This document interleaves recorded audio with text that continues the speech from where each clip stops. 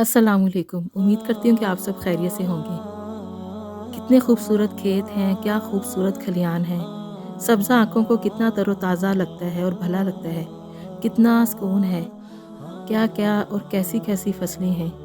ये ज़मीन कैसी-कैसी फसलें उगाती है। मुझे हमारा दिल, हर इंसान का दिल भी किसी ज़मीन की तरह लगता है कि जो इस ज़मीन में बो वो ही ज़मीन उगाती है। जो भी बीज डालते हैं उसी की फसल उगती है। दिल भी किसी ज़मीन की तरह होता है।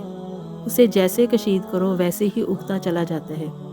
और मोहब्बत के बीज जो डालो तो मोहब्बत की फसलें उगती हैं। नफ़रत की फसलें और कहीं तंग दिल, कहीं कुशादा दिल, किसी कुशादा ज़मीन की तरह।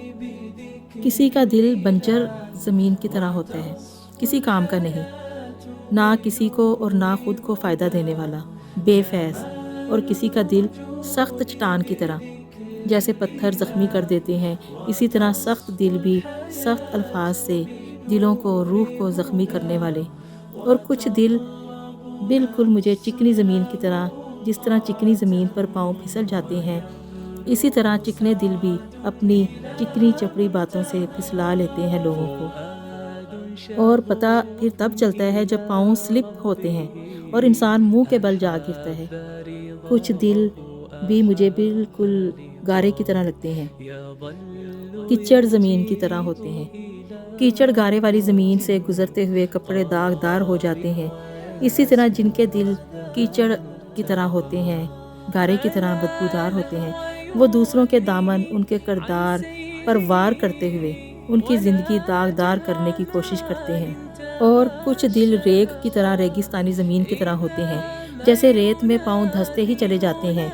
चलना भी दुश्वार होता है और रुकना भी मुश्किल होता है। इसी तरह रेग ज़दा दिलों के साथ ज़िंदगी के सफ़र में ना इंसान चल सकता है और ना ही रुक सकता है, और किसी दलदली ज़मीन की तरह अंदर ही अंदर धंसता चला जाता है।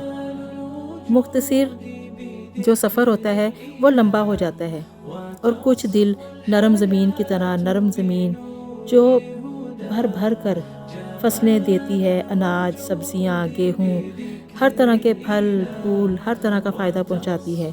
जो भी दाना फेंको वो उसमें हमें, हमारे आगे से हमें उसके बदले में फल फूल और खुशनुमा रंग और खुशनुमा जायके देती है, जिससे सबका भला हो।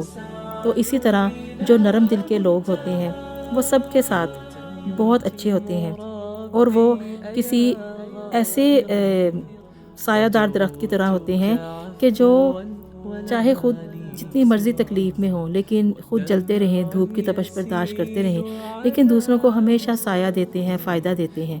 जो नरम दिल के लोग होते हैं वो सबके साथ बहुत अच्छे होते हैं। हदीस में आता है कि हुज़ूर पाक सल्लल्लाहु अलैहि वसल्लम ने फरमाया, क़यामत के दिन जन्नत में वो लोग होंगे जिनके दिल चिड़िया की तरह नरम होंगे। नरम दिलों से ही मोहब्बत की कोंपलें फूटती हैं। नरम दिल मोहब्बत की फसलें उगाते हैं, मोहब्बत बांटते हैं। नरम दिल प्यार के खुशनुमा जायके तकसीम करते हैं। अल्लाह ताला फरमाते हैं कि ए नबी, हमने आपको नरम दिल बनाकर भेजा। अगर आप सख्त दिल होते तो लोग आपसे मुंतशिर हो जाते, यानी दूर हो जाते।